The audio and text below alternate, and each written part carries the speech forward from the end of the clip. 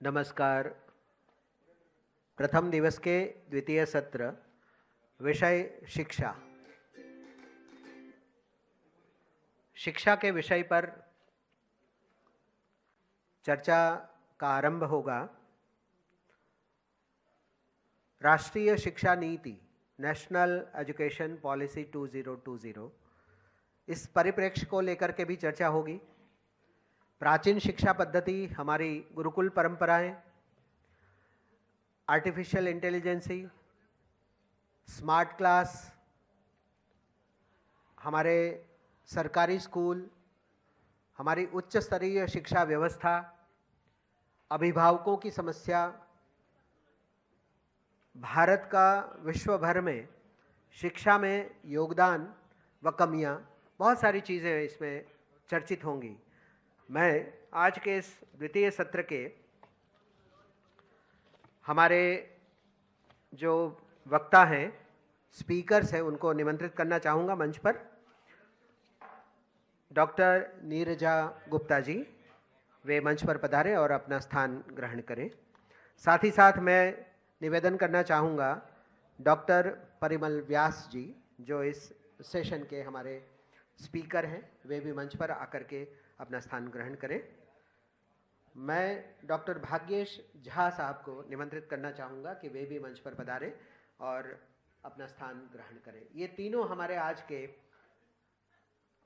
Panel के panelist हैं। चर्चा का आरंभ भी कराएंगे और विचार विमर्श होगा। इस सत्र की मॉडरेटर के रूप में श्री डॉक्टर मधु किश्वर जी से निवेदन करूंगा कि वे मंच पर अपना स्थान ग्रहण करें। प्रफुल्ल केतकर जी से निवेदन करता हूं कि वे मंच पर आकर के संचालन का दौर संभालें। आदरणीय श्री प्रफुल्ल केतकर जी मॉडरेटर के रूप में अपनी भूमिका निभाएंगे। आज के ये सभी विद्वान वक्ताओं के परिचय और उनके स्वागत सम्मान के लिए मैं अपने साथी कार्यकर्ता, हमारे सूरत लिटरेरी फाउंडेशन की एडवोकेट अपूर्वा भगवागर से निवेदन करूंगा कि वे आकर के सबका परिचय एवं सम्मान का दौर आगे बढ़ाएं। धन्यवाद।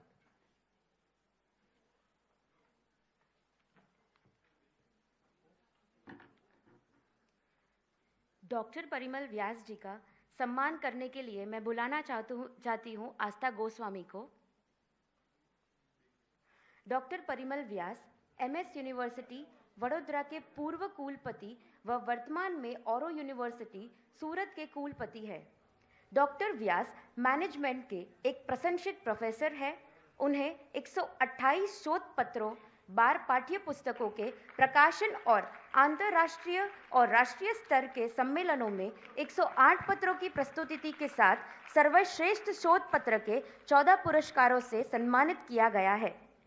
वह भारतीय सांस्कृतिक संबंध परिषद नई दिल्ली के सामान्य परिषद सदस्य और राष्ट्रीय प्रत्ययन बोर्ड नई दिल्ली के कार्यकारी परिषद सदस्य भी है।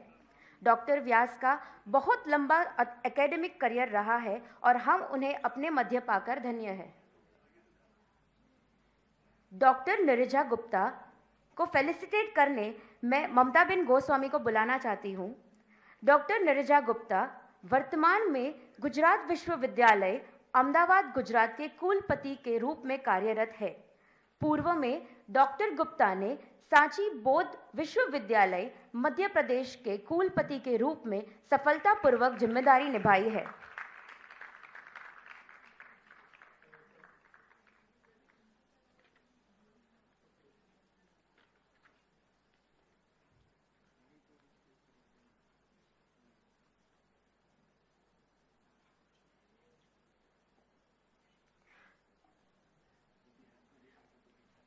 डॉक्टर भाग्येश झा जी को फेलिसिटेट करने के लिए मैं बुलाना चाहती हूँ पार्थ भाई मडानी, जो हमारे युवा कार्यकर्ता भी है।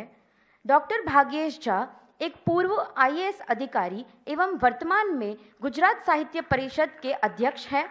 डॉक्टर झा गुजराती साहित्य के एक सुविख्यात कवि व लेखक हैं और उनकी पुस्तक संकोचाયેલું મૌન સમીક્ષકો દ્વારા પ્રશંસિત સાહિત્ય છે.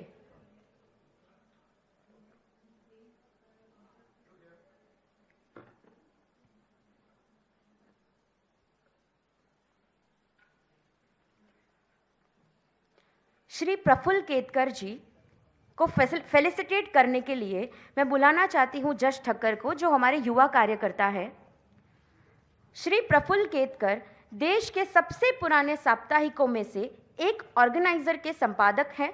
वह दिल्ली विश्वविद्यालय के स्कूल ऑफ जर्नलिज्म की सलाहकार समिति के सदस्य भी हैं. वह चीन और लोकतंत्र, हिंदुत्व और भारतीय सभ्यता को विशेष संदर्भ में अंतर्राष्ट्रीय राजनीति और विदेश नीति से संबंधित मुद्दों पर लिखते रहे हैं. वह 15 खंडों में हाल ही में प्रकाशित पंडित दीनदयाल जी के संपूर्ण कृतियों की संपादकीय टीम के सदस्य भी हैं. यह हमारे लिए बड़े ही गर्व की बात है.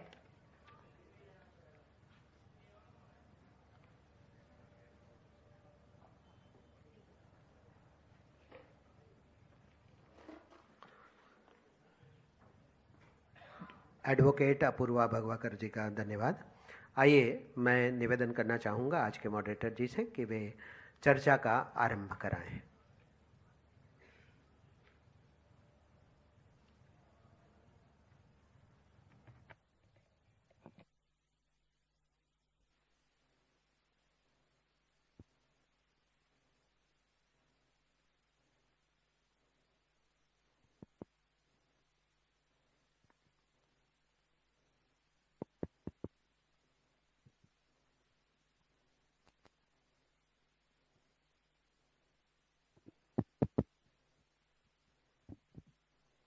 हेलो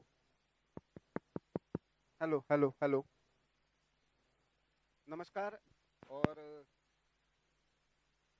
भोजन के बाद के इस सत्र में, जिसमें शिक्षा जैसे विषय पर चर्चा करनी, thank you sir, thank you. अपने आप में चैलेंजिंग है.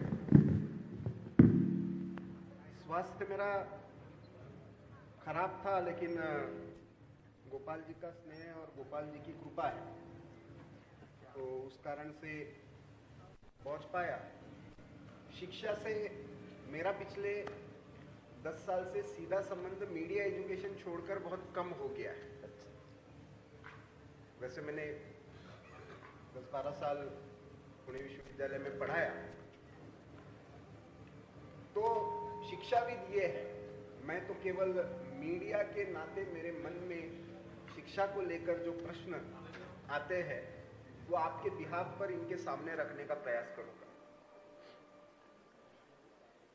वैसे तो सदगुरु जी ने एक क्यों छोड़कर गए हैं कि लिटरेसी तो बढ़ गई है, एजुकेशन शायद नहीं बढ़ा है. तो हम एक विचित्र विडंबना में दिखते हैं, जहां पे एक तरफ तो हर चीज को प्राचीनता से जोड़ने की होड़ है. कोई उसको भारतीय ज्ञान परंपरा से जोड़ता है, कोई संस्कृत उक्तियों से जोड़ता है, और दूसरी तरफ युवा है जो शिक्षा को केवल एम्प्लॉयबिलिटी से जोड़ता है, जिससे वो पहली बात कनेक्ट ही नहीं हो पाती बहुत बार.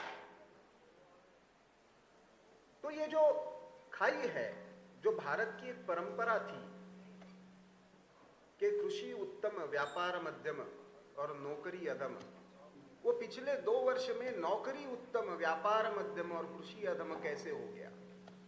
स्किल डेवलपमेंट के हमको एडिशनल कोर्सेज क्यों शुरू करने पड़े, जो समुदाय में, परिवार में सहजता से ट्रांसमिट होते थे. आज भी जो सक्सेसफुल मॉडल्स है पूरे भारत में, वो स्वदेशी स्किल बेस्ड मॉडल्स ही है. आप चाहे मोरबी का ले लो, चाहे मुरादाबाद का ले लो, चाहे वो तिरपुर का ले लो.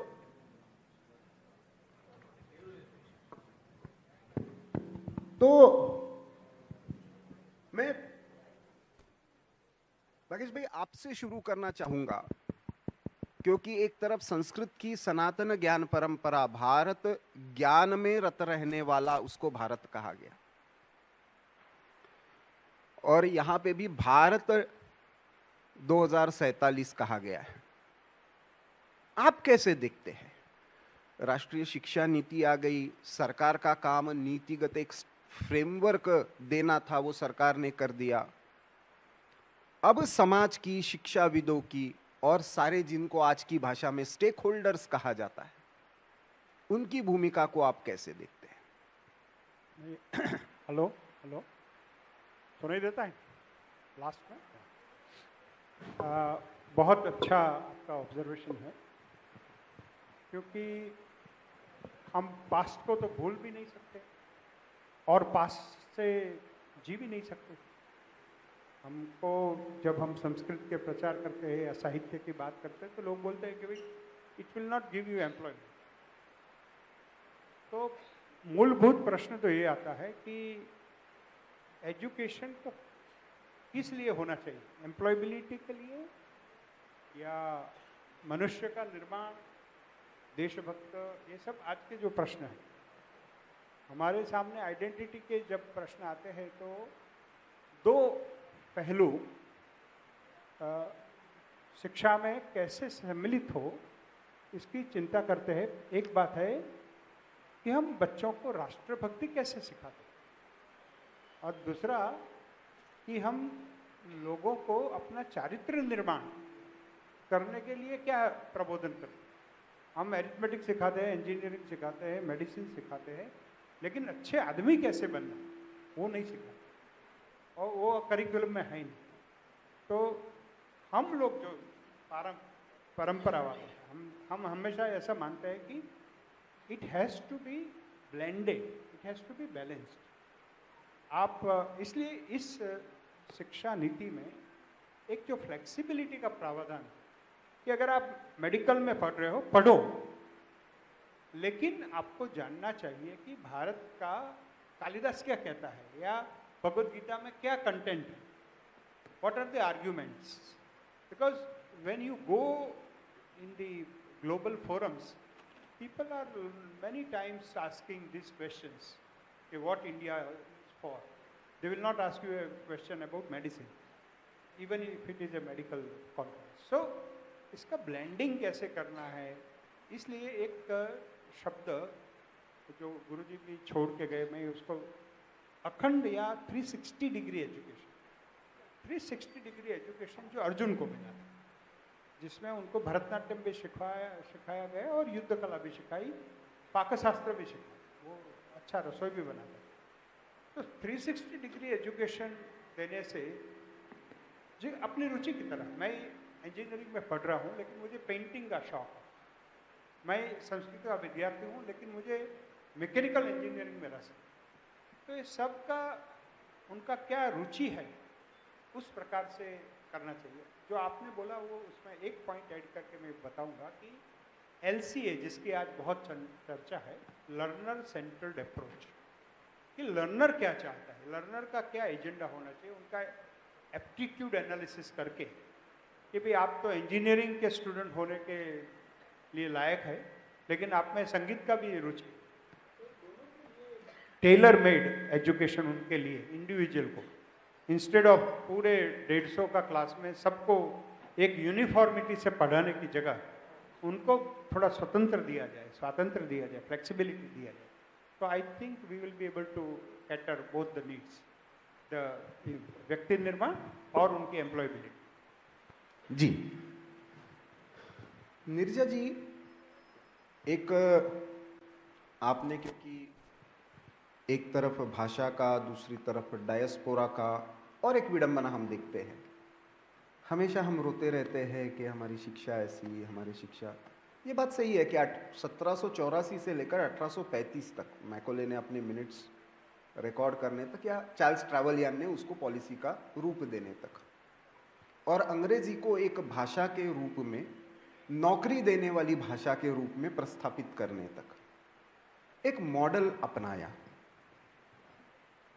भारत की ज्ञान परंपरा को डिस्क्रेडिट करना, संस्कृत को डिस्क्रेडिट करना, ब्राह्मण्य को डिस्क्रेडिट करना, और इसीलिए 1885 में 50 वर्ष पूरे होते हैं तो स्वामी जी कहते हैं कि what kind of education is this, where the moment a kid enter in a school the first thing he learns is that your parents are fools and your ancestors were lunatics. ये स्थिति पिछले 200 साल की रहने के बाद भी इसी शिक्षा व्यवस्था ने स्वामी जी दिए, इसी शिक्षा व्यवस्था ने श्री अरविंदो दिए, इसी व्यवस्था ने एपीजे अब्दुल कलाम दिए, और इसी शिक्षा व्यवस्था से निकले हुए लोगों के बारे में, जैसे शायद यशवंत भाई ने कहा उद्घाटन के सत्र में कि 12 टॉप मल्टीनेशनल कॉरपोरेशंस में से 9 जो है वो भारतीय सीईओज लीड कर रहे हैं। तो ये डाइकोटॉमी कैसे देखते हैं? जब तक उधर से रिकॉग्नाइज होकर घूम के नहीं आता तब तक योग मान्य नहीं होता, वहां से घूम के नहीं आता तब तक आयुर्वेद मान्य नहीं होता। ये क्या है और शिक्षा इसको आने वाले 25 वर्ष में कैसे ठीक कर सकती है?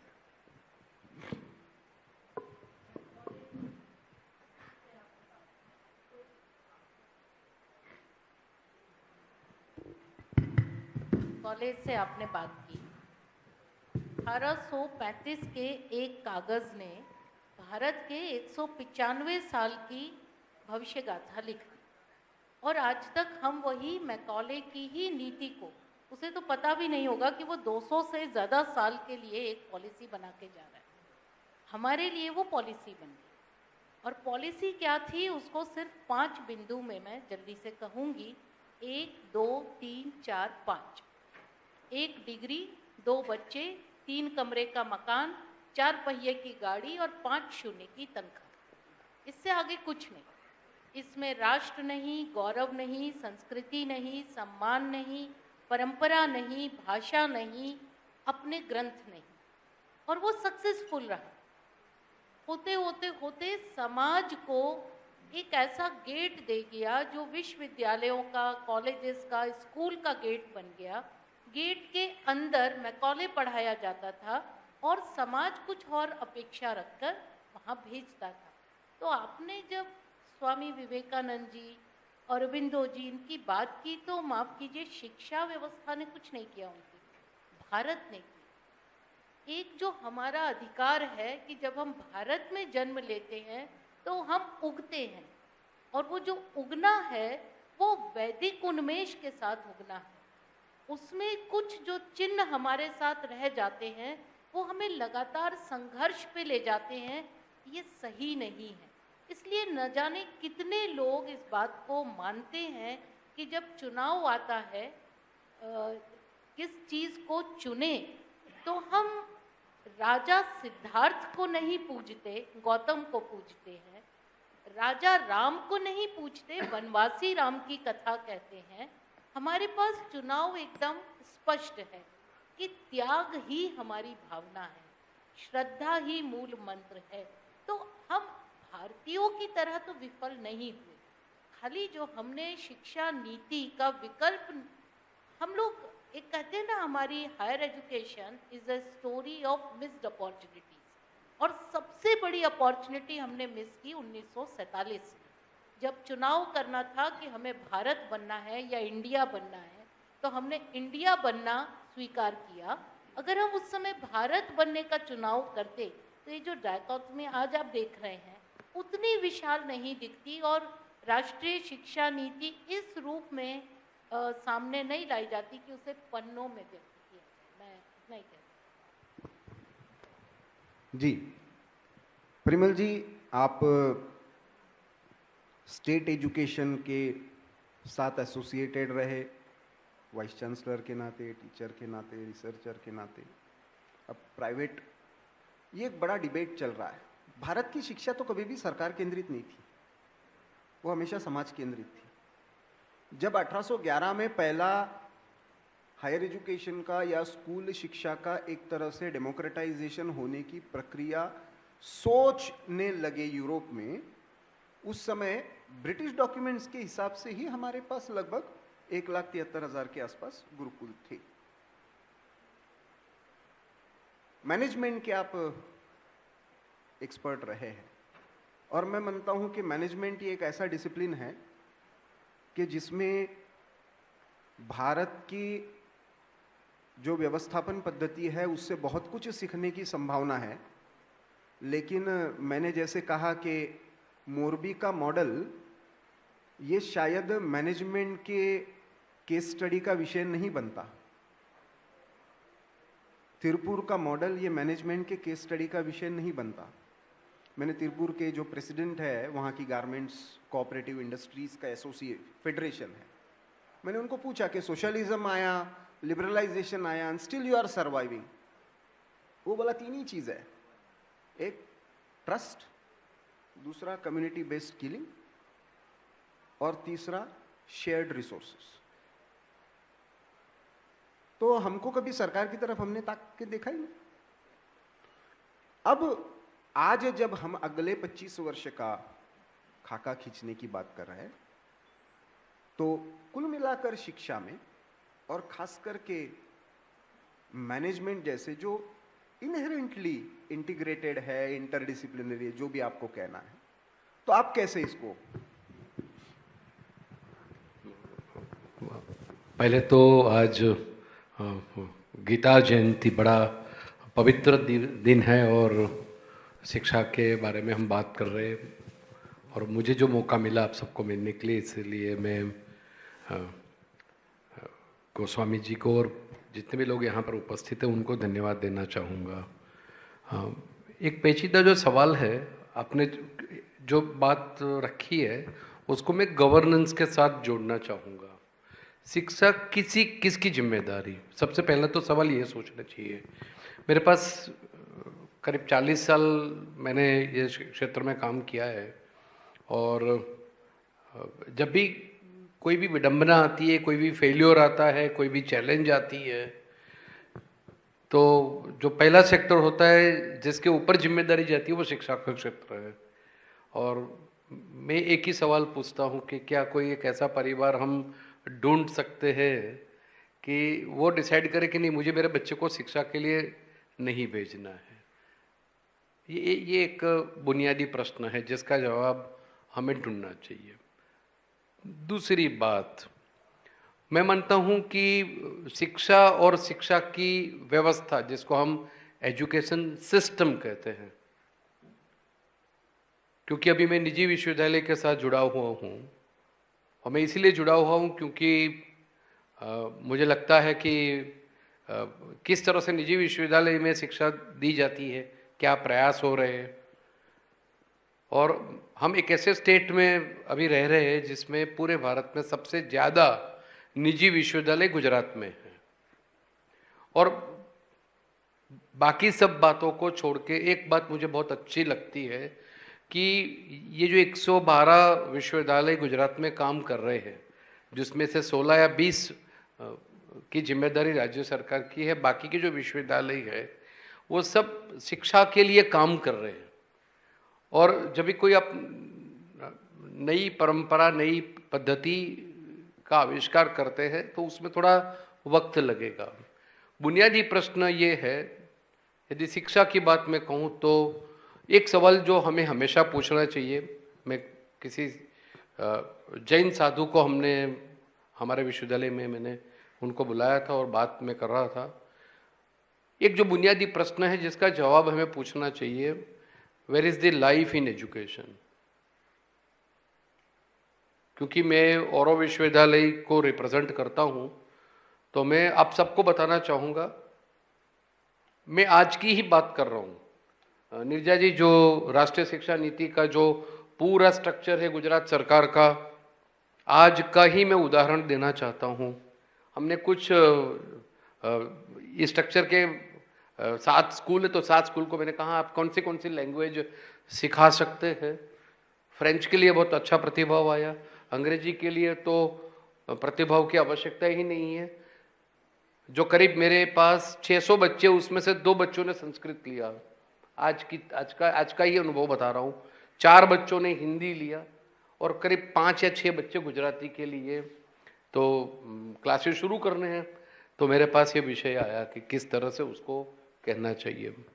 मैं ऐसा मानता हूँ कि कई बार जो फ्लेक्सिबिलिटी की बात आप कर रहे हैं, संस्कृत का कोई मूल्य ही नहीं है, संस्कृत मुझे पढ़ना ही नहीं है, फिजिकल एजुकेशन को कोई आवश्यकता भी नहीं है। तो मैं बड़ी सकारात्मक तरीके से ये बात आपके पास रखना चाहूँगा कि राष्ट्रीय शिक्षा नीति जिसको लागू करने का प्रयास हिंदुस्तान की 1113 विश्वविद्यालय कर रही है, तो उनमें से हमें थोड़ा ये भी तो निर्णय करना पड़ेगा कि आपको संस्कृत सिखाना पड़ेगा। मुझे पता है कि जब हम स्कूल में पढ़ते थे तो एक सब्जेक्ट था, कंपलसरी भी था संस्कृत। ऐसा फिजिकल एजुकेशन का भी है, ऐसा योगा का भी है। तो कई बार क्या होता है कि विश्वविद्यालय में हमें ये भी तय करना पड़ेगा कि कौन सी आवश्यकता है। जैसे भाग्येश भाई ने कहा कि गुरुकुल में जाते थे, तो गुरुकुल में बच्चे को क्या कौन सी स्किल्स डेवलप करनी है वो गुरुकुल नक्की करता था। तो एक तरफ मैं ऐसा मानता हूं कि विश्वविद्यालय से यही अपेक्षित करना, मेरे पास ऐसे बहुत सारे अनुभव है, समय की आवश्यकता के हिसाब से इसके ऊपर बहुत चर्चा नहीं कर सकते, लेकिन मेरे पास बहुत ऐसे परिवार सूरत में भी आते हैं कि आप हमारे बच्चे का एडमिशन कर दो, और उनको डिग्री नहीं चाहिए क्योंकि हमारा तो बिजनेस है, उनको बिजनेस ही करना है, डिग्री की कोई आवश्यकता नहीं है। तो मैंने बोला क्यों पढ़ा रहे हो? पढ़ा रहे इसीलिए पढ़ा रहे हैं क्योंकि उनकी शादी करनी है। कोई लड़की नई लड़का ग्रेजुएट हुआ होगा तो उसे शादी करने के लिए हाँ नहीं कहेगी। ये सूरत की वास्तविकता मैं आपसे साझा कर रहा हूँ। ये अच्छा, दूसरी बात ये तो मैं ये कहना चाहता हूँ कि मेरा पड़कार क्या है, मेरी अपेक्षा क्या है कुल गुरु होने के नाते, कि जो भी कोई शिक्षण हम दे रहे उसको उस तरह से दिया जाए कि जिससे जो बच्चे मेरे पास सूरत में पढ़ने के लिए आ रहे हैं उसको हमें जोड़ना चाहिए। एक जो मुझे जो जैसे इसको ग्रीवेंस तो मैं नहीं कहूँगा, लेकिन हम रोबोट्स पैदा कर रहे हैं। मैं ऐसा मानता हूँ कि वो एक्रेडिटेशन हो, रैंकिंग हो, हर विश्वविद्यालय के पास उसकी कुछ खूबियाँ है, उसका कुछ इतिहास है। आज दक्षिण गुजरात विश्वविद्यालय की बात करूं मैं, जिसका मैं 10 साल अध्यापक रहा हूं, इस विश्वविद्यालय ने जब शुरू किया और आज जिस मुकाम पर पहुंचा है, उसका जो योगदान है उसको हमें ध्यान में लेना चाहिए। तो आज क्या हो रहा है कि एजुकेशन सिस्टम में विश्वविद्यालय को असेसमेंट के लिए जो हम प्रयास कर रहे हैं, और ये कुछ कमिटीज में भी मुझे काम करने का मौका मिला राष्ट्रीय कक्षा में, तो रेगुलेशंस एक शब्द है रेगुलेशंस। मैं मानता हूं कि रेगुलेशन शब्द शिक्षा में होना ही नहीं चाहिए। एक कमेटी में जब बैठे तो मैं कहा कि कोई भी नियम हम बनाते हैं, शिक्षा के जुड़े हुए कोई भी नियम बनाते हुए, तो मैं मानता हूं कि उसमें जो फ्लेक्सिबिलिटी कही, वो फ्लेक्सिबिलिटी जब तक हम नहीं देंगे। और एक छोटा सा बिंदु जिस पे हमने कभी ध्यान नहीं दिया, पूरी भारत की व्यवस्था है वो पूरी व्यवस्था है वो विद्यार्थी केंद्रित है। अभी उन्होंने भी कहा, मेरा थोड़ा इसमें मतभेद नहीं है, लेकिन मैं कहूँगा कि जब तक हम अच्छे शिक्षक तैयार नहीं करेंगे तब तक शिक्षा व्यवस्था है उसको हम कभी सुधार नहीं पाएंगे। तो आई पर्सनली बिलीव कि पूरी जो शिक्षा व्यवस्था है उसमें जब तक हम शिक्षक के चेहरे पे यदि खुशी हम नहीं देख पाएंगे, शिक्षक को हम एम्पावर नहीं कर पाएंगे, तब तक कोई भी पॉलिसी बना ले, कोई भी टेक्नोलॉजी हम ला दे, मैं मानता हूं कि उसका या व्यवस्थापन की आपने जो बात की, मुझे लगता है उसका अपेक्षित परिणाम मिलने में हमें हमेशा पड़कार रहेगा। बाकी जी भाई, आज की जनरेशन में एक बज़ वर्ड जिसको कहते हैं वो चॉइस का है, मेरी मर्जी। पहले भी होता था, लेकिन शायद उसका आयु वर्ग अभी थोड़ा सा अलग हो गया है, और जिसको इंस्टा जनरेशन कहते हैं उसके ओरिएंटेशन अलग है। मैं जब बहुत आपके इतना गीता का ज्ञानी नहीं हूं, लेकिन मुझे बड़ा आश्चर्य लगता है कि विषाद कर लिया, भक्ति योग पढ़ा दिया, कर्म योग पढ़ा दिया, ज्ञान योग पढ़ा दिया, और अंत में आकर 18वें अध्याय में 63वें श्लोक में भगवान अर्जुन को कहते हैं विमूर्ष अशेषेण यथेच्छसि तथा कुरु। अब इससे बड़ा तो चॉइस कोई नहीं हो सकता। मेरे पास जितना था मैंने तुझको दे दिया, अब तेरी मर्जी है, तू जो चाहे कर, लड़ना है नहीं लड़ना है तेरी मर्जी है। क्या हम गीता का ये चॉइस बेस्ड स्पिरिचुअल डेमोक्रेसी का ज्ञान शायद आज के संदर्भ में इस पीढ़ी को बताने में या विश्व को भी बताने में थोड़ा सा विफल रह रहा है क्या?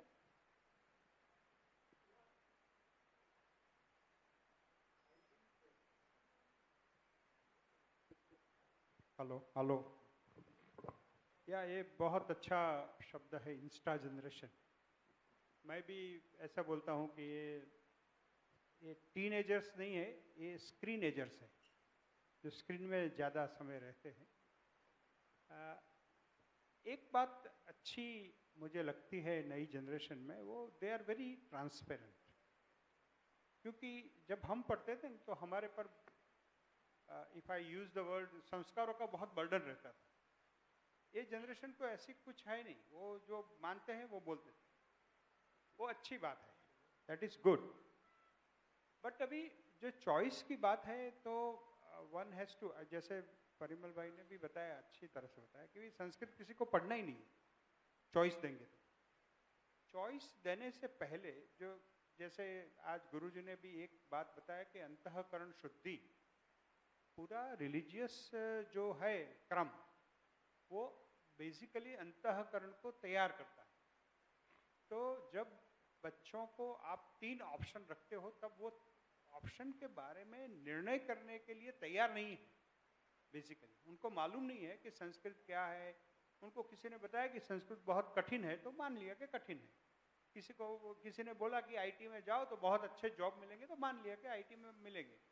लेकिन वो उनको अपनी ओर से पूरा आकलन करने की शक्ति अभी तक आई नहीं है। इसलिए जब तक टीन एज में आए तब तक एलिमेंट्री जो बेसिक है, जिसमें क्रिटिकल थिंकिंग डेवलप हो, थोड़ा राष्ट्र के बारे में चिंतन हो, थोड़े इतिहास के बारे में जागृति हो, और अपने चारित्र का क्या महत्व है उसका भी, क्योंकि टीन एज में आएंगे बाद में, then he will start flying and sleeping. So ये सब जो फॉर्मेटिव ईयर्स है, इसमें एजुकेशन का एक रोल होना चाहिए। और इसमें अगर अवेयरनेस दी जाए कि भाई संस्कृत बहुत सरल भाषा है, संस्कृत आपको अच्छा मनुष्य बनाता है, और जो डाइकोटोमी आपको बाद में फेस करनी पड़ती है। आपने बताया ना कि मैं इधर आता हूँ, मुझे आप कॉमर्स सिखाते हो, मैनेजमेंट सिखाते हो, लेकिन मेरे पापा तो बोलते हैं कि 9 बजे से 3 बजे तक शेयर मार्केट करो तो लाख रुपया तो कमा लेंगे। तो ये मैनेजमेंट की क्या ज़रूरत है, ये क्या ज़रूरत है, उनको सब प्रॉब्लम होता है। दूसरी बात, यहाँ मुझे कोई लॉजिक सिखाया जाता है और घर में माँ आरती करती है सुबह शाम, तो मेरे मन में कंफ्यूज हो जाता हूँ एज ए स्टूडेंट कि इसमें सच क्या है। तो मेरे प्रोफेसर बोलते हैं कि यार वैलेंटाइन डे के उत्सव करना है, और माँ बोलती है कि वसंतोत्सव करना है, तो सच क्या है। तो ये टीन एज में और ये इम्प्रेसिव ईयर्स में they really have a problem where they are not able to choose anything. बाद में उनको जो अच्छा लगता है, अच्छा मीन्स ज़्यादा पैसे मिलेंगे या जल्दी नौकरी मिल जाएगी, ऐसा कुछ पूरा सोच के, it is not a well informed decision, but ले लेते हैं। लेकिन एक बात जो हम जब पढ़ते थे तब तो बहुत क्लियर था कि भाई आर्ट्स में जाओ तो you will go to civil service, engineering में जाओ तो you will become engineer, medical में जाओ, ये 3-4 ही ऑप्शन थे। अभी बहुत ऑप्शन।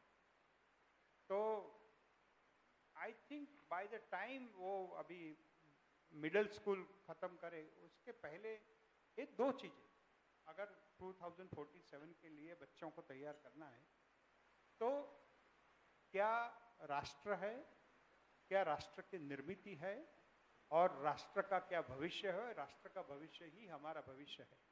हम देख रहे हैं इजराइल और यूक्रेन में जब लोग मर रहे हैं तब पूरी दुनिया से लोग आ रहे हैं। जो बाहर जा रहे हैं वो अलग है, लेकिन यंग लोग जो अच्छे अच्छे जॉब में लंदन में यूएस में है, they want to fight for the country. तो ये क्यों हो, क्या होगा आप राष्ट्रभक्ति नहीं सिखाएंगे, राष्ट्र के प्रति एक लगाव नहीं आएगा, तो in case of crisis we will be very very helpless and disasters. So ये बहुत जरूरी है कि राष्ट्रीय जागरूकता होनी चाहिए। दूसरा कि भाई आपका चारित्र कैसे बनेगा, how you can become a good human being, उसका भी 13 इयर्स के पहले उनको कुछ न कुछ। हेलो,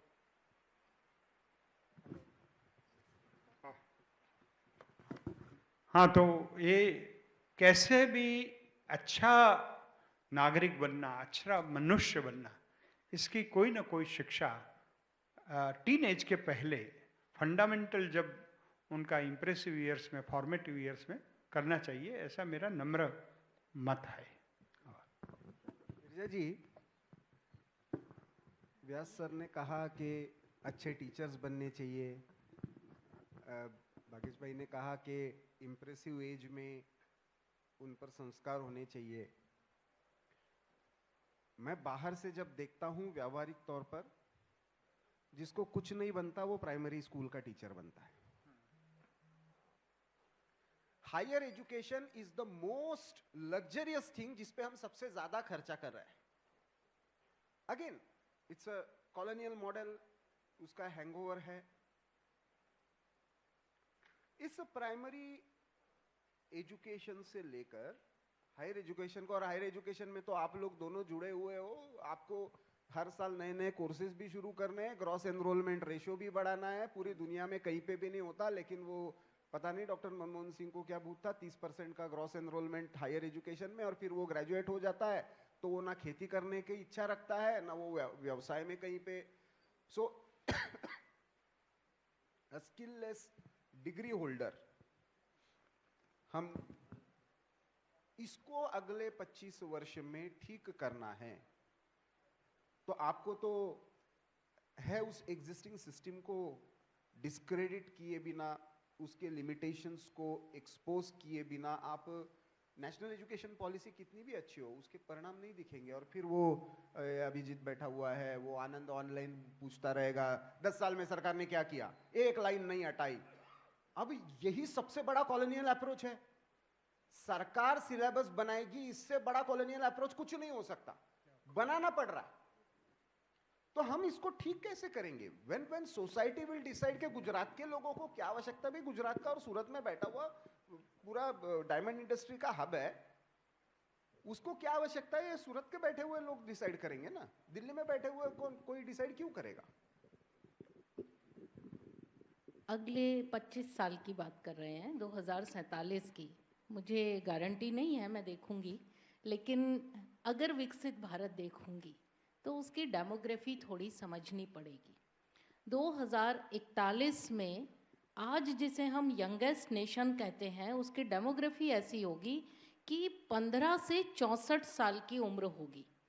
दैट मीन्स ज़्यादातर वर्किंग लेबर होगी और डिपेंडिंग लेबर कम होगी। घर में लोग डिपेंड कम करेंगे, काम करने वाले लोग ज़्यादा होंगे। दूसरी रियलिटी ये है कि अगले 10 से 12 सालों में 85 मिलियन जॉब्स नए बनेंगे। This is a good news. लेकिन इसके साथ एक कैवियट है कि 90 मिलियन जॉब्स ऑब्सलीट हो जाएंगे और ख़त्म हो जाएंगे। तो जो नया जॉब क्रिएशन हो रहा है वो एआई में हो रहा है। इसलिए बार बार जब हम संस्कृति, प्राचीन भारत, आईकेएस इसकी बात कर रहे हैं, तो उसको इंसेंटिवाइज करना पड़ेगा, उसको एप्लीकेशंस में लाना पड़ेगा। हम उसे मतलब आउटकास्ट नहीं करना चाह रहे, वो तो हमारी थाती है, लेकिन उस रूप में नहीं अपना सकते जिस रूप में प्राचीन ग्रंथों में लिखा है। कैसे इंसेंटिवाइज करेंगे? जो आपने कहा बहुत खर्चा हो रहा है हायर एजुकेशन पे, मैं कहूँगी 4 गुना होना चाहिए। बहुत कम हो रहा है, क्योंकि एक पूरी पोस्ट गायब है हमारे संस्थानों में से, जिसे हम कहते हैं रिसर्चर। और जब हमारे संस्थान समाज की आवश्यकताओं के अनुसार अनुसंधान नहीं कर सकते, क्यों नहीं कर रहे? क्योंकि रिसर्च का दायित्व भी आपने क्लास लेने वाले टीचर को दे दिया है।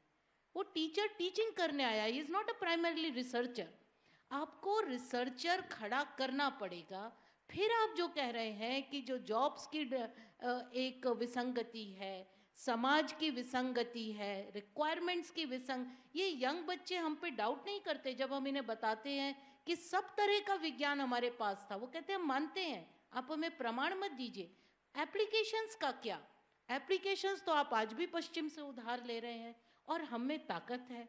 हमारे संस्थानों में आप संस्कृत पढ़ें या ना पढ़ें, मुझे चिंता नहीं है, संस्कृत की टेक्स्ट बहुत अवेलेबल है, और उसमें अगर हमारा 10% संस्थान भी संस्कृत पढ़ के 90% की हेल्प करता है, वो ज्ञान हमें मिल रहा है।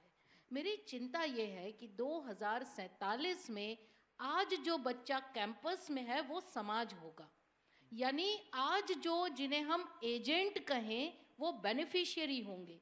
तो पूछना इनसे पड़ेगा कि तुम्हें कैसा भारत चाहिए, तुम्हें वो कौन सी एक जिसे कहें मैपिंग चाहिए जो आज हम संस्थानों में लेकर आए, और उसी की परिणति नेशनल एजुकेशन पॉलिसी है।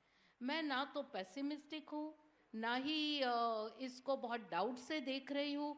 कोई भी ट्रांजिशन आएगा, वो लगेगा समय। एक काम करने की बड़ी आवश्यकता है कि हम सब कुछ सरकार से मांग रहे हैं। आपने बिल्कुल ठीक कहा, सरकार क्यों सिलेबस बनाए, सरकार क्यों हमारी तनख्वाह दे, सरकार क्यों हमारे इंफ्रास्ट्रक्चर बनाए। हमने इलेक्ट्रॉनिक म्यूजियम्स बना के रख दिए नैक के नाम पे, 1/4 भी टीचर यूज नहीं कर रहा उन बोर्ड्स का, मगर टिक लगाना है तो बना दिए हैं। तो समाज को कैंपस के अंदर आके भागीदारी निभानी पड़ेगी। जब समाज अंदर आएगा, हमारी लैब्स इंडस्ट्री बनाएगी, हमारे सिलेबस कोई किसान बनाएगा, कोई जो स्किल्ड, जो अनऑर्गेनाइज्ड स्किल सेक्टर है, जब तक हम उस पर विश्वास करके उसे अपने कैंपस में नहीं लाएंगे, जब हमारा गुरु वो होगा जो एक अपने शिष्य में आगामी गुरु को देख रहा है, तो आई एम प्रीटी श्योर कि ये विकसित तो होने ही जा रहा है Bharat. So I am pretty hopeful about it. तो मैं थोड़ा सा करेक्ट कर लूँ, शायद हम at the cost of primary education, higher education में ज़्यादा ये दे रहे हैं, और शायद सैलरी कंपोनेंट में हम उस पर ज़्यादा खर्च कर रहे हैं। ऑल ओवर एलोकेशन शिक्षा में ज़्यादा होना चाहिए, इसमें कोई डाउट नहीं है। लेकिन सर, ये जो शिक्षा का मूलतः अप्रोच है वो सिटीजन सेंट्रिक है, और उन्होंने भी कहा कि इतने जॉब्स तैयार हो रहे हैं, इतने जॉब्स चले जाएंगे। तो हम अल्टीमेटली जॉब्स की बात कर रहे हैं, एम्प्लॉयबिलिटी की बात कर रहे हैं, और किसके लिए? सिटीजन्स के लिए। सिटीजन कौन है? जो शहर में रहता है, जिसको समझ है अच्छा क्या है बुरा क्या है, फ्रेंच रिवॉल्यूशन ने बता दिया, और इसलिए उसको अधिकार होना चाहिए, वो टैक्स पेयर है इसलिए उसको चूज करने का अधिकार होना चाहिए। गांव वाला और आदिवासी है तो वो तो ना समझ है, उसको क्या है, तो वो कैसे गुरु बनेगा? और आपके मैनेजमेंट वाले तो मतलब हमने जितना मैनेजमेंट का भारत में कचरा किया है उतना शायद पूरे दुनिया में किसी ने नहीं किया है।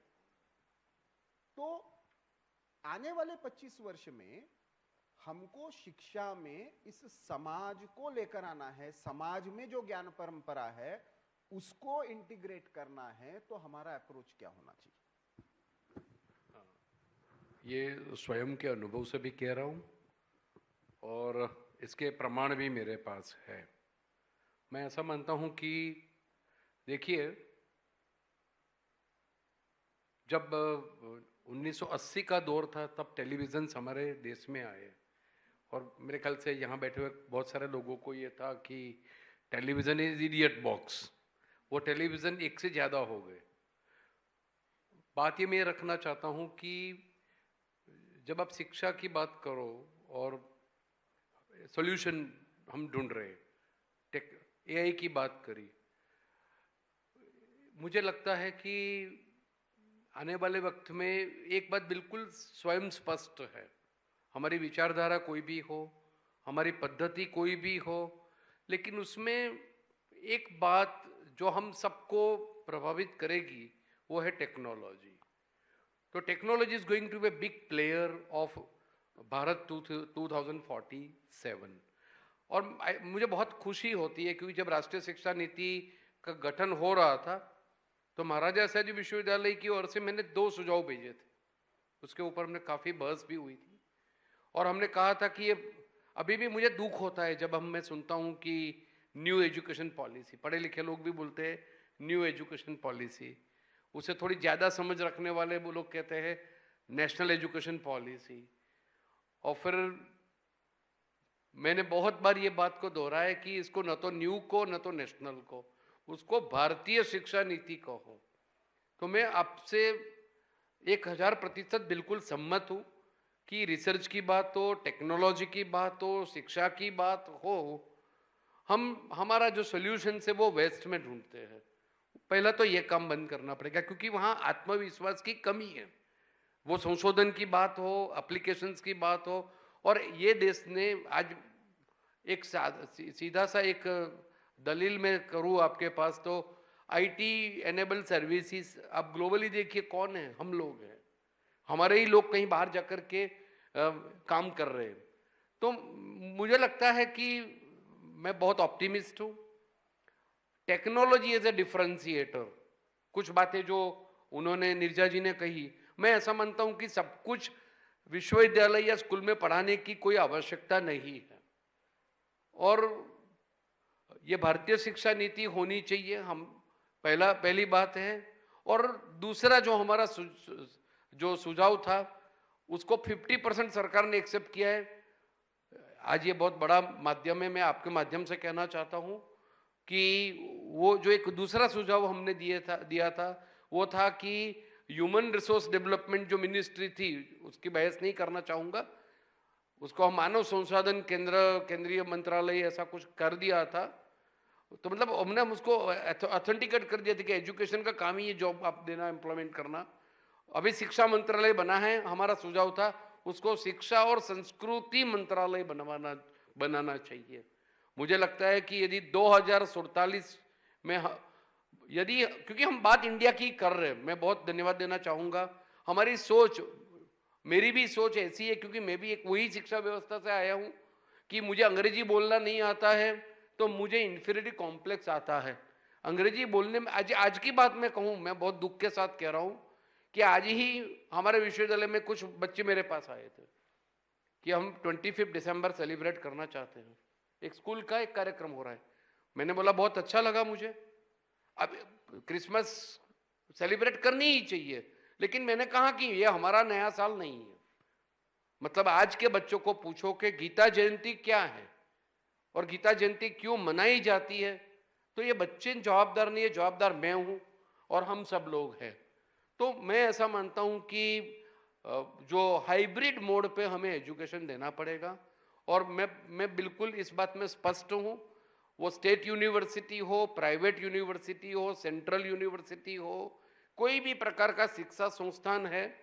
आज थोड़ा निजी विश्वविद्यालय के बारे में बहुत कुछ हम सुनते हैं, लेकिन आने वाले वक्त में मैं मानता हूँ कि यही फ्यूचर है और इसमें मैं मानता हूँ कि जो भी कुछ योगदान शिक्षा के क्षेत्र में आ रहा है वो सराहनीय है। और ये जो जितने भी एजुकेशनल इंस्टीट्यूशंस को यदि आगे चलना होगा, आपको पता है कि विश्व में बहुत सारी फॉरेन इंस्टीट्यूशंस जिसमें करोड़ों रुपीस के इन्वेस्टमेंट्स हुए, मॉल्स में भी हुए, आज वो मॉल्स को यूनिवर्सिटीज में कन्वर्ट करने की सिचुएशन आ गई है। तो मैं मानता हूं कि we will have to have a hybrid mode. हमें सब कुछ नहीं पढ़ाना चाहिए। संस्कृत मेरे 2 विद्यार्थी संस्कृत पढ़ना चाहते हैं, तो मैं मानता हूं कि कुलगुरु की मेरी जिम्मेदारी नहीं है। मेरे पास यदि ज़्यादा बच्चे नहीं है या शिक्षक नहीं है तो टेक्नोलॉजी है। और मेरे ख्याल से मैं यदि ये कहूँगा तो जैसे वर्ड सेक्युलरिज्म पे बहुत चर्चा होती है, एक बहुत अच्छी बात जो मुझे शिक्षा नीति की लगती है वो ये है कि डिजिटल यूनिवर्सिटी का गठन हो रहा है। मतलब आप प्लीज़ यहाँ जो लोग शिक्षा के साथ जुड़े हुए हैं आप समझ लीजिए कि हमने ये सोचा है शिक्षा की व्यवस्था के बारे में कि वहाँ केवल स्नातक और अनुस्नातक अभ्यासक्रम वही डिग्रीज लेने के लिए जाना है। मुझे 5 साल में यह दिख रहा है कि डिग्रीज और पोस्ट ग्रेजुएट डिग्री का जो पूरा स्ट्रक्चर वो बदलते हुए मुझे दिख रहा है। और मैं बिल्कुल जो आपने जो एक विषय रखा है, मैं कहना चाहूँगा कि post graduation should be treated as a luxury. हर कोई विद्यार्थी को कोई काम नहीं है इसलिए पोस्ट ग्रेजुएशन करता है और फिर उसकी जिम्मेदारी शिक्षा क्षेत्र पे आती है। तो वो जो पैसा हम बचा सकते हैं टेक्नोलॉजी का स्मार्ट यूज करके, वो पैसा प्राइमरी एजुकेशन में लगाना चाहिए। मैं ऐसा मानता हूं कि जितना हायर एजुकेशन में हम रिसोर्सेज एलोकेट कर रहे हैं उसको कम करके टेक्नोलॉजी का यूज करना चाहिए। और आज मैं बताऊं आपको कि आंगनवाड़ी की बात करो आप, ये कितना अद्भुत प्रयोग है। कुछ गिनी कुछ ही आंगनवाड़ी यदि काम नहीं कर रही है, लेकिन वो एक अद्भुत प्रयोग है। आंगनवाड़ी का जो प्रयोग है वो अद्भुत प्रयोग है। और दूसरा, मेरी बात रखने से पहले मैं फिजिकल एजुकेशन की बात करूं, एनसीसी की बात करूं, एनएसएस की बात करो, ये ह्यूमन रिसोर्सेज है, इसका हम यूज नहीं कर पा रहे।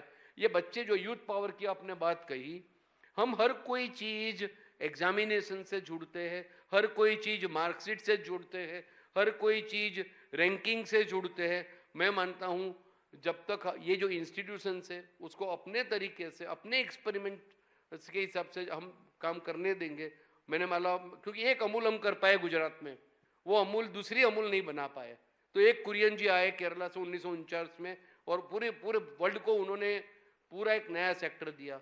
तो मैं ऐसा मानता हूं कि ऐसे कुछ अमूल जैसे एक्सपेरिमेंट्स हमें एजुकेशन में करने पड़ेंगे। समय हमारे पास कम है और सदगुरु जी ने बड़े अधिकार के साथ समय ले लिया, तो मैं संयोजकों का थोड़ा सा समय बचाने का प्रयास करूंगा और अंतिम इसकी ओर आते हैं। मुझे एक ही बार अपने जीवन में डॉक्टर एपीजे अब्दुल कलाम को मिलने का मौका मिला। तो इंडिया 2020 सुपर पावर, इस पर वो हमेशा बोलते थे। तो मैंने उनको पूछा, समय तो उन्होंने 5-10 मिनट का दिया था, लेकिन बातें निकली तो चर्चा आगे 30-40 मिनट चली। तो उनको मैंने पूछा कि क्या आप सही में मानते हैं कि जो पैरामीटर्स आपने तय किए हैं वो भारत को सही में सुपर पावर बनाएंगे? What do you mean by India becoming super power bye 2020? तो वो थोड़ा सा 1 मिनट मेरी तरफ देखने लगे, फिर उन्होंने मुझे क्रॉस क्वेश्चन किया और उन्होंने कहा कि when was India really a super power? अब मैं उनकी तरफ देखने लगा। उन्होंने जो उत्तर दिया, उन्होंने कहा कि when India had Nalandas and Takshashilas and Vikramshilas, and when entire world used to come to Bharat to seek knowledge, then Bharat was really a superpower. I see Bharat heading in that direction. यदि 2047 का हमको ऐसा भारत बनाना है, तो अंतिम प्रश्न में आपको मैं पूछूंगा कि क्या 2-3 उपाय या मेजर्स आप सजेस्ट करेंगे where we will create world class institutions where knowledge seekers from all over the world will कम?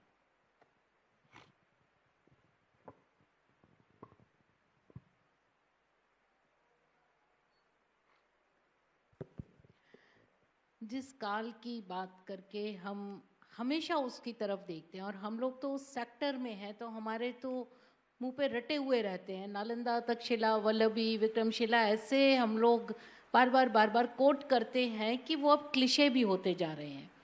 तो वो क्लिशे इसीलिए हो रहे हैं क्योंकि वो एक ऐसी सीट थी, 27 विश्वविद्यालय थे, जिसमें सबसे छोटे की उम्र 750 साल थी और सबसे ज़्यादा जो जीवित था तक्षशिला, वो 1250 साल। आज हम 50 वर्ष की भी जयंती मनाते हैं, 100 वर्ष की भी मनाते हैं कि बहुत पुराना विश्वविद्यालय है। सोचिए 750 साल का सबसे छोटा विश्वविद्यालय था, और वो भी ब्रिटिशों ने तैयार किया हुआ, उसकी और मनाते। जी बिल्कुल। तो ये जो उम्र है ये तभी जी जाएगी जब ये सरकार की जिम्मेदारी नहीं होगी। ये आज जो एक पूरा एक परिवेश बन गया है कि जो करे सरकार करे, पैसा भी सरकार दे, नियुक्तियां भी सरकार करे, क्या पढ़ाए ये भी तय सरकार करे, तो समाज कट ही जाएगा।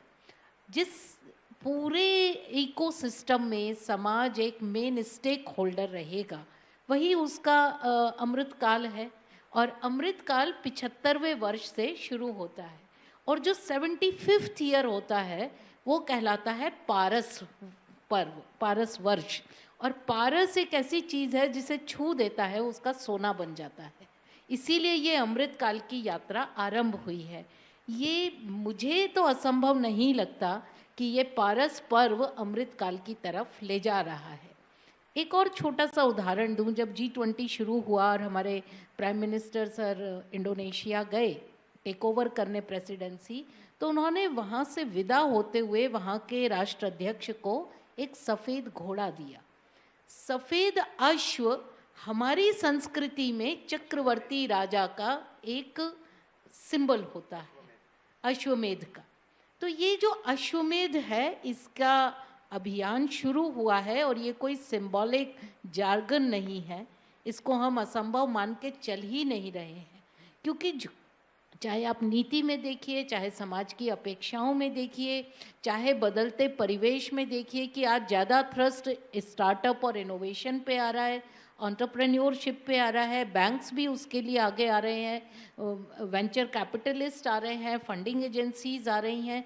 तो ये जो एक पूरा नैरेटिव चेंज हुआ है, ये उस जॉब को शिक्षा से अलग करने के लिए हुआ है। सो आई एम प्रिटी श्योर कि ये बाय 2047 व्हाटएवर, एक मुझे थोड़ी सी एक तकलीफ ये होती है कि हम we are not machines, so why we are creating the limits. हम 2047 ही क्यों, अगले 200 साल की बात क्यों नहीं कर रहे हैं? तो उसकी अगर हम यात्रा देखें, तो जिसके लिए भारत विश्वगुरु था, सुपर पावर था, वो थी ताकत एंटरप्रेन्योरशिप की। तो वो एंटरप्रेन्योरशिप वापस एक बार फिर से इकोसिस्टम में आ रही है।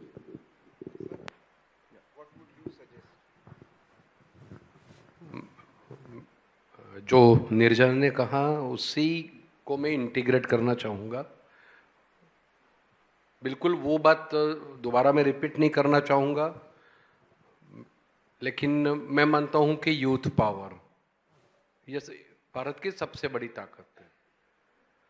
और यूथ पावर के साथ साथ एक जो बहुत बड़ी ताकत जिसको अब हम रियलाइज कर रहे हैं, अभी आज मैं इस बात को कहूँगा तो आपको नया नहीं लगेगा।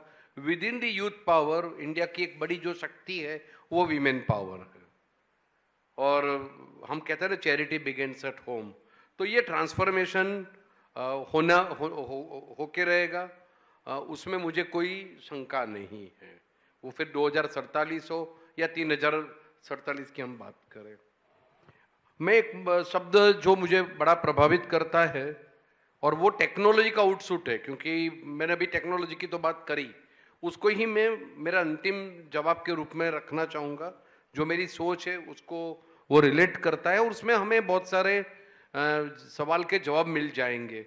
और वो जो टर्म है जो आपने पूछा मुझे एक शब्द में, इसको मैं कहता हूँ ग्लोकलाइजेशन।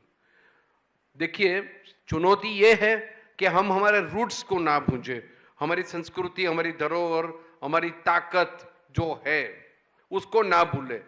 लेकिन इसके साथ वो भाषा का विषय हो, संस्कृति का विषय हो, हम G20 में one earth one family one nation की बात कर चुके हैं, वसुधैव कुटुंबकम। ये ग्लोकलाइजेशन में क्यों कह रहा हूं? क्योंकि ग्लोकलाइजेशन है वो ग्लोबलाइजेशन पे आया, और ग्लोबलाइजेशन क्यों आया हम कोई रोक नहीं पाए हैं, क्योंकि वो टेक्नोलॉजी की वजह से ग्लोबलाइजेशन आया। और ग्लोबलाइजेशन को हमें कन्वर्ट करना होगा ग्लोकलाइजेशन में, और ग्लोकलाइजेशन करते हुए टेक्नोलॉजी का यूज दो क्षेत्र में करना है। एक है, क्योंकि जो इनोवेशन और स्टार्टअप की बात कही है, थोड़ा मैं उस बात में एक और बात जोड़ना चाहूँगा। सब कोई इनोवेटर्स नहीं है, सब कोई एंटरप्रेन्योर्स नहीं है, तो बहुत ज़्यादा उसके ऊपर बात करने से स्किल्स डेवलपमेंट में जो साइंस ऑफ लिविंग हम पढ़ाते हैं अच्छा इंसान बनाने के लिए, साथ साथ एम्प्लॉयबिलिटी स्किल्स जैसे एआई की बात हम कर रहे थे, तो मैं मानता हूँ तीन स्किल्स बहुत इंपॉर्टेंट है। एक लाइफ स्किल्स के ऊपर हम ध्यान दें, विच इज़ वेरी फंडामेंटल। दूसरा, हम एम्प्लॉयबिलिटी स्किल्स और एम्प्लॉयमेंट स्किल्स के ऊपर ध्यान दें, लुकिंग एट द टेक्नोलॉजी। और तीसरा, जो नीरजा जी ने कहा उसको इंटीग्रेट करना चाहूँगा, एंटरप्रेन्योरल स्किल्स।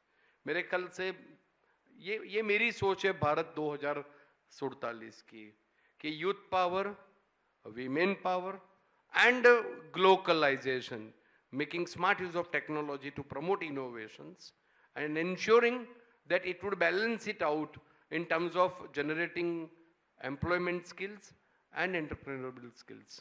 मैं मानता हूँ कि बहुत सारे लक्ष्यांक जो भारत 2047 के हैं, आप GR की बात कर लो तो जो 2035 में हम करना चाहते थे करीब करीब 2027 तक में हम कर लेंगे। तो कई बार तो लक्ष्यांक को भी इस तरह से हमें देखना चाहिए कि हम बहुत कुछ उससे ज़्यादा कर सकते थे। तो मैं मानता हूं कि इंडिया और भारत यदि उसको एक कर लेंगे हम, तो भारत 2047 में मैं मानता हूं कि शिक्षा क्षेत्र बहुत बड़ा योगदान उसमें देने जा रहा है। Thank you sir, thank you Neerja ji, आगे जी को भी धन्यवाद। एक अच्छा लगा, टेक्नोलॉजी और डेमोग्राफी दोनों को थ्रेट नहीं माना। आने वाले समय में हमारी पहले से ही स्ट्रेंथ थी, आज भी स्ट्रेंथ है। 47 में हम उसको चैनलाइज कैसे करते हैं शिक्षा के द्वारा, that is going to be the challenge. एक सत्र में ये पूरा विषय होना संभव नहीं है, लेकिन एक syllabus making and syllabus design से परे जाकर थोड़ा सा शिक्षा क्षेत्र का विचार करने का प्रयास किया है। आयोजकों का बहुत बहुत धन्यवाद, हमको इस पैनल पर बुलाया, और सारे पैनलिस्ट का भी बहुत बहुत धन्यवाद। नमस्ते।